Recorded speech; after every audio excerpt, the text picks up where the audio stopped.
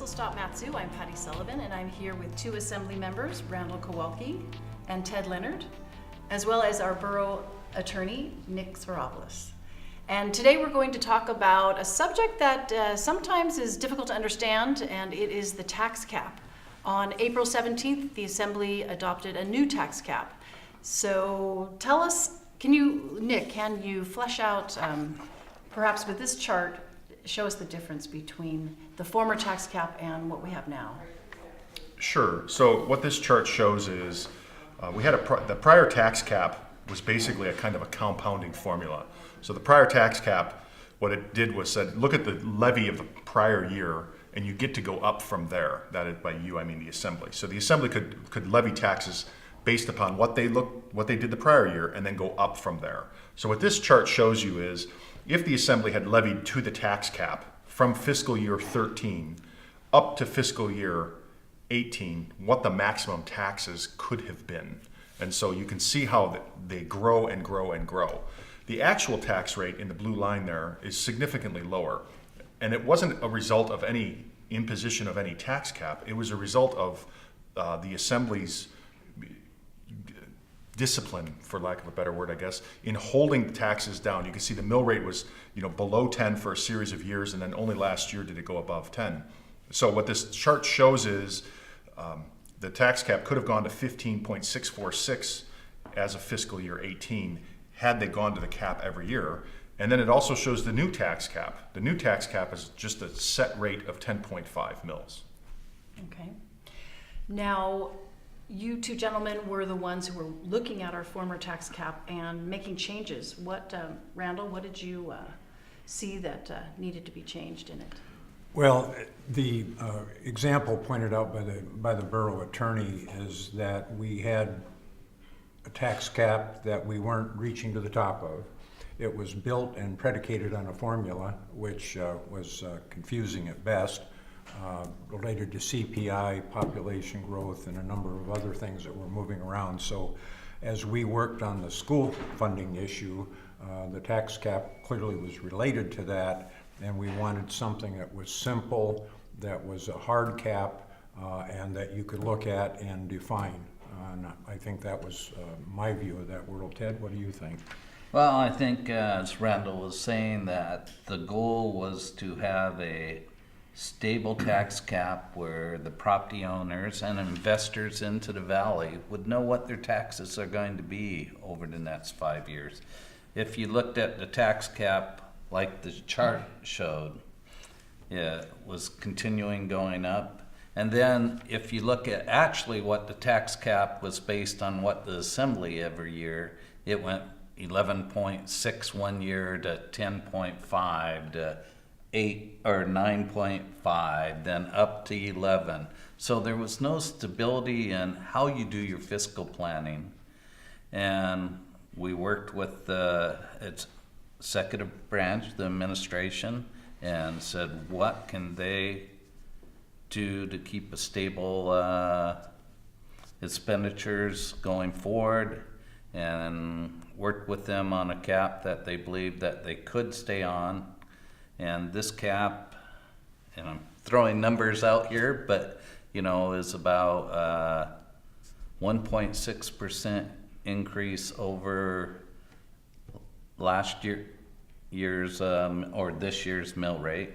So for the next 5 years, we can't go over increase by about 1.6%, which is about $45 per $250,000 home, just on an average home. So Is that each year or over the full 5 years? Over the 5 years, that growth can't be over $45. So there was some confusion when we were going through the hearings, that people were afraid that we were watering down the cap. I think actually we've strengthened it and gave a surety to the taxpayers of what they're looking at for taxes.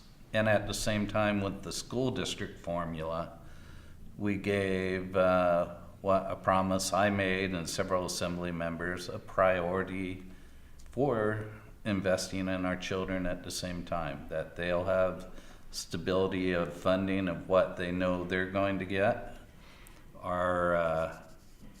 And jump in, Randall. Well, no, But- I think the point was we couldn't do one of these without the other. We didn't feel.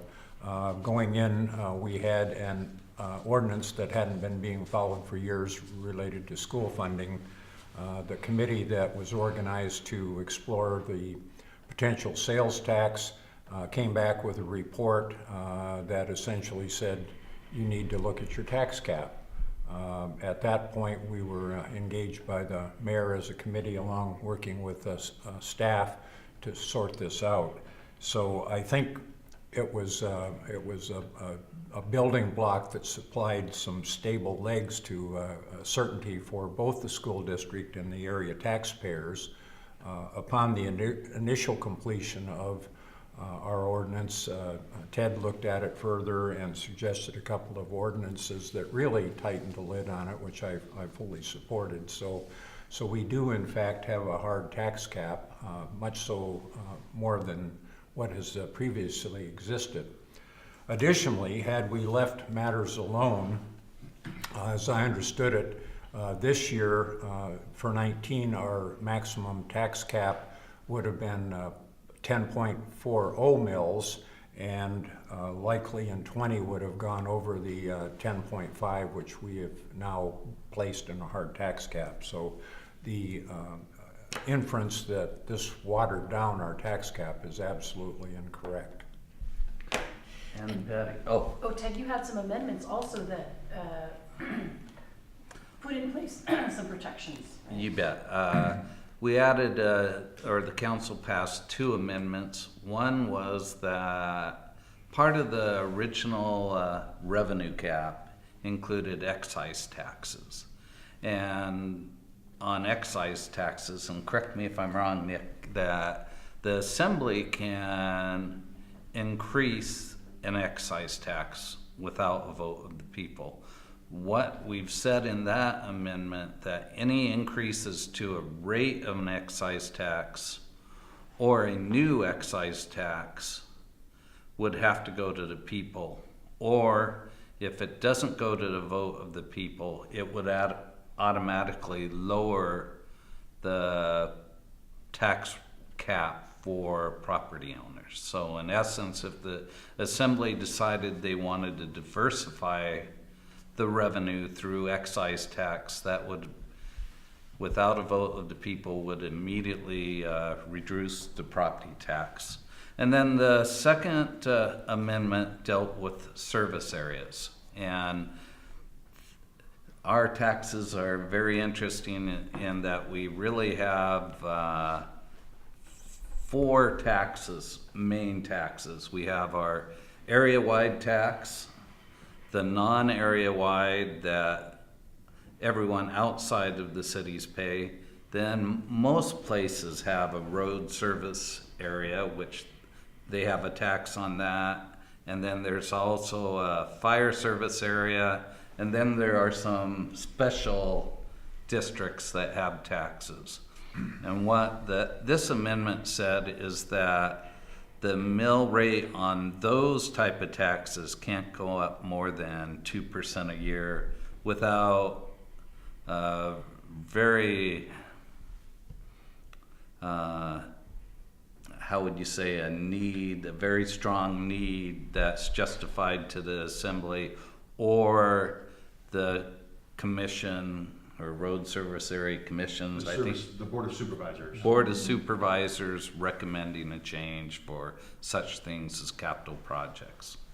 And we had, as we discussed at the assembly table, an example in Willow a number of years ago where we had an extraordinary situation and the assembly needed to act on that, and they did. But I think the point, again, that I would like to underline is that with those amendments and Ted's craftsmanship in putting those together, we have really a hard tax cap.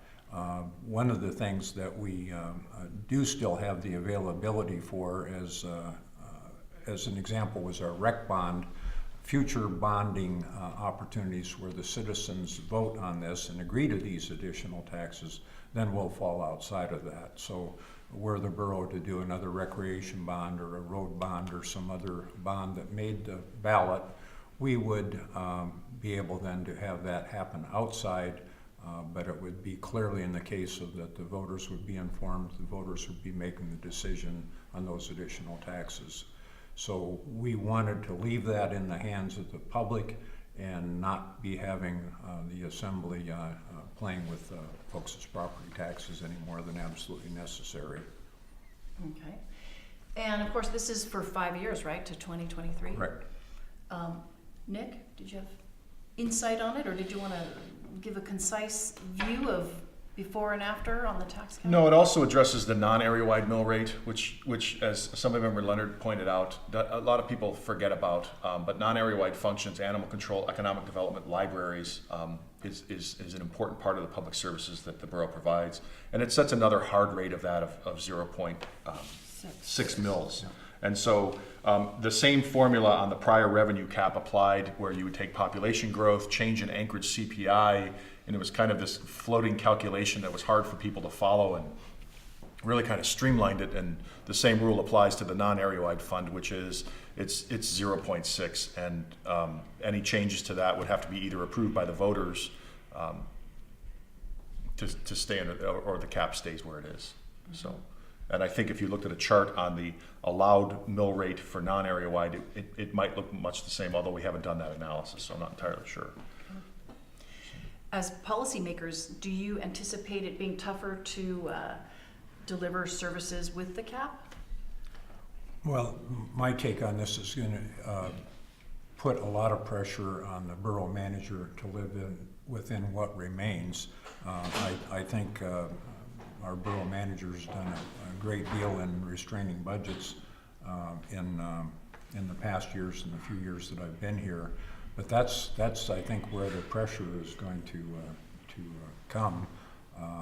We have a lock on the school district number. We have a lock on the tax cap, and what remains is going to be borough operations. And I think it's going to be a challenge. Again, I'm pleased with what's been done so far, but I think going forward, this next 5 years is going to be a real test. And I think it's going to be a real test, and what it does is provide incentive for all of us to be accountable with the monies that the taxpayers are giving us. And I think one part of this is, as we were looking forward to in our discussions, Randall, is, right in this time frame, we are in the middle of a recession. Our taxpayers, our citizens are not, their revenue, their salaries are not increasing dramatically.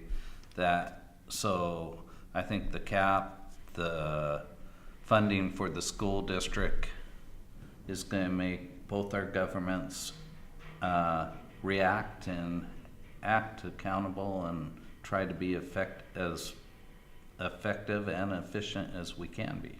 So it does put pressure that way. I think, again, as you look at the chart that Nick showed, that our borough assemblies in the past have tried to be accountable, and they've kept the mill rate at a pretty much flat trajectory over this time period. And I believe this cap just ensures that we continue that practice and demand effectiveness and accountability from our borough government. One of the other tangential elements here, and someone brought it up during testimony, was assessments. So the comment was that we could have stringent rules in place, but then all we had to do was go down the hall, talk to the assessor, and have assessments raised 2 and 3%. And clearly, that is not legal. The state has laid out very stringent requirements for how assessing is done. It's also advised any politician or assemblyman to not be tampering with the assessors. So they're in kind of a cocoon of their own under very stringent regulations and direction and how they have to put their numbers together. So the ability for the assembly, the manager, the borough attorney to see that assessments were raised to satisfy budget deficits or potential budget deficits doesn't exist legally. And so I think that's an important factor for people to understand. We all live with the numbers we get from the assessor's office, and then with our school funding and our cap, that manages what we have left and how we operate. And on an individual basis, to dovetail off of that, the assessor sets the assessed values for properties. State law directs that they assess properties at full and true value. So the assessor takes their best efforts to say, what is this property truly worth, and assess it at that. And everyone gets a postcard at the beginning of the year, I think by February, that says, this is what the assessor thinks your property is worth. 30 days from when you get that postcard, the postcard itself tells you, you can come down and talk to the assessor's office about how they reached that valuation. And if you don't like it, you have the right to file an appeal. There's no filing fee. There's no cost to doing it. And you appear before a board and make your pitch. The board is appointed by the mayor, confirmed by the assembly. That's true, but they're an independent board. Nobody else can hire and fire them. They can't be removed at the whim of the assembly or anything like that. And if you don't like what the board does, you have the opportunity to go to court. And by way of example, I think this year we have certainly under 100, maybe even less than 50 people filed an appeal. Every year you get people come in and want to talk to the assessors, and sometimes they reach agreements and sometimes they don't. But everyone gets their fair shake, and if you disagree with what the borough assessor has said your property is worth, there's an avenue to pursue, and it's all laid out in that assessment notice that you get that sets the value, and it's usually broken out by the value of the land and the value of the structures. So you can come in and talk about both. And of course, the assessors might want some information. They might look at the neighborhood and see what's going on, all the factors that come into account. But Assemblymember Kowalke is correct. The Assembly has no power to affect assessed values. And I think that's really important for people to know, because I don't know how many times I've had, you'll just raise the assessment, and we can't, we won't, and any attempt to would result in a lot of problems. I think kind of again in how we got where we are today is I appreciate the work that the folks did on the sales tax committee.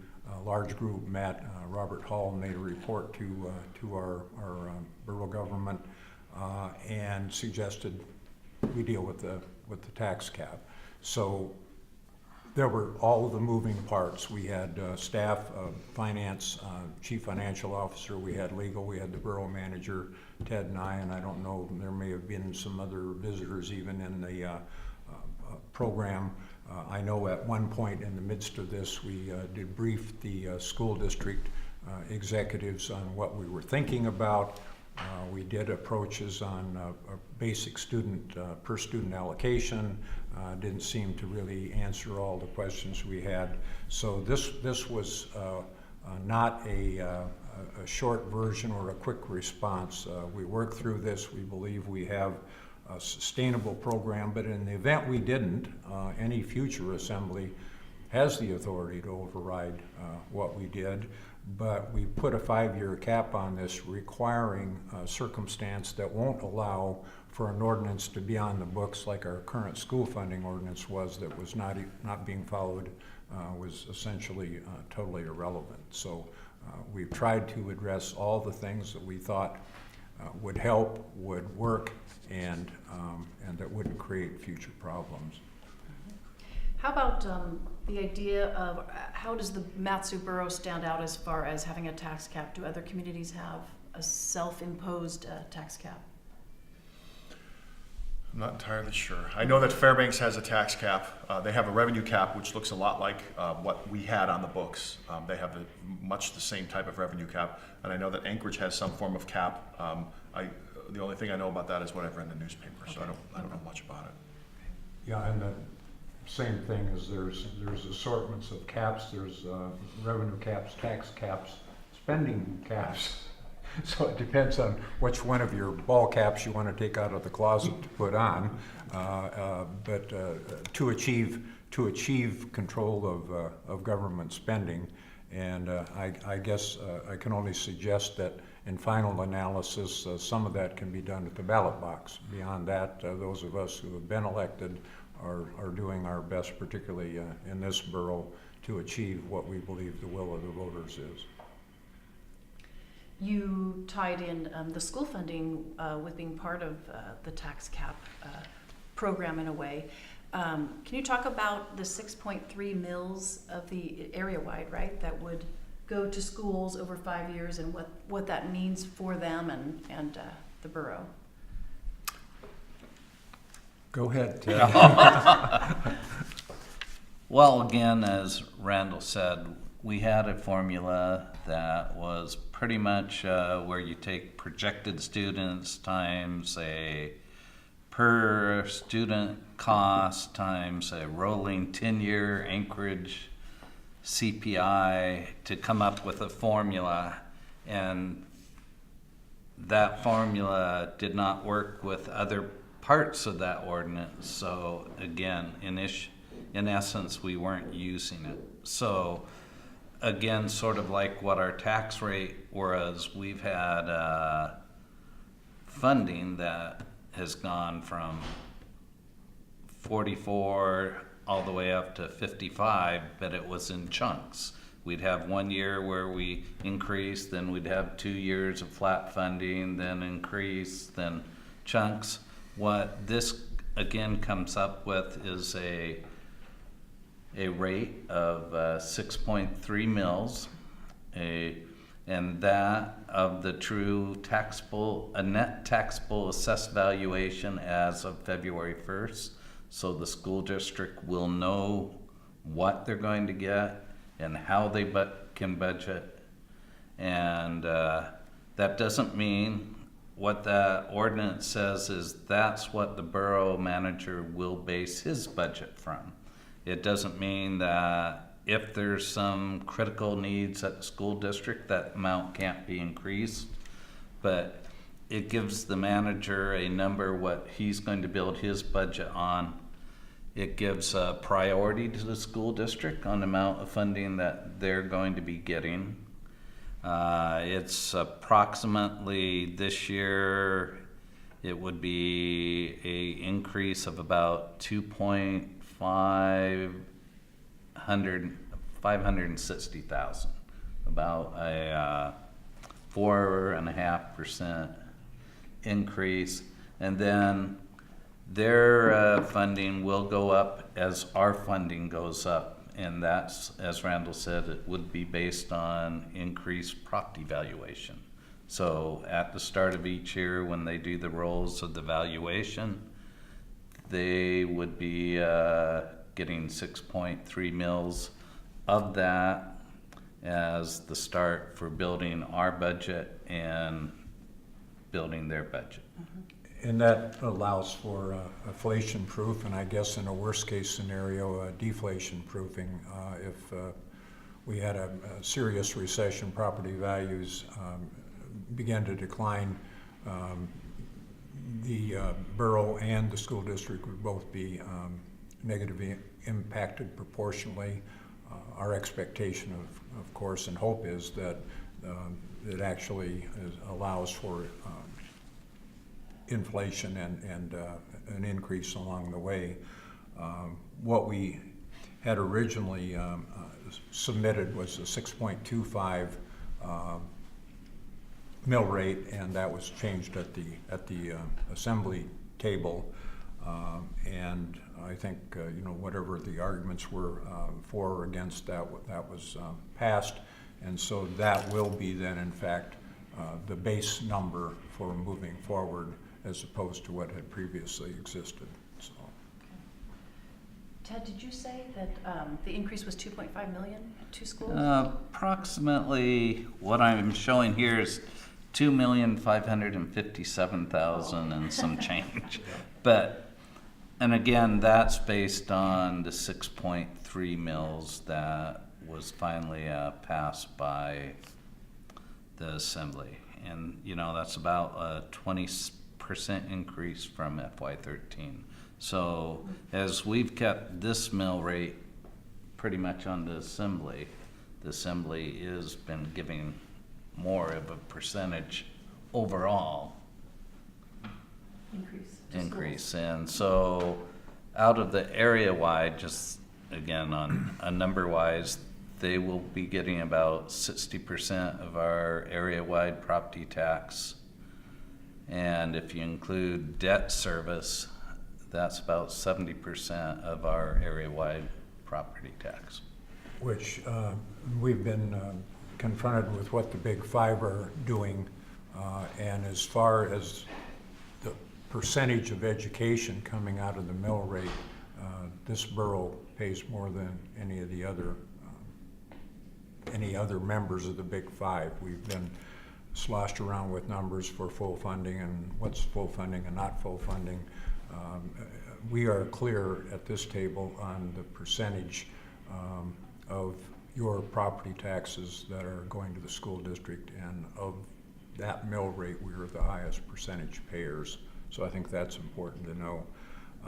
The additional difference between the 6.3 and the 6.25 was roughly a little less than $500,000. So going in as we originally submitted would have resulted in about a $2,040,000 increase to the district, and as Ted has just pointed out, it increased by about $500,000 based on the amendment at the hearing. Okay. And Patty, just the challenge I think needs to be really stressed that Randall's talked about is that when you are looking at how much our residents invest into our children, it is higher than Anchorage and Fairbanks. There's a chart that I've seen, and it's due to the fact, and this gets a little complicated, is our composition of our base. MatSu is fairly heavily oriented towards residential property, whereas for example, the Fairbanks North Star Borough gets to tax the pipeline or a portion of the pipeline. Anchorage has this very large commercial base. So one of our goals, of course, is to increase, as we're doing with our projects and how we do economic development, to increase that commercial base so more of the funding can be taken over from it being all on our residential property owners. And then added to that is the federal monies that go into Anchorage and Fairbanks that do not go into this community for schools, right? For federal property. Yeah. Yep. That's right. You bet. So sort of. Anything else, Nick? No. Okay. Anything else, Ted? No, not for me.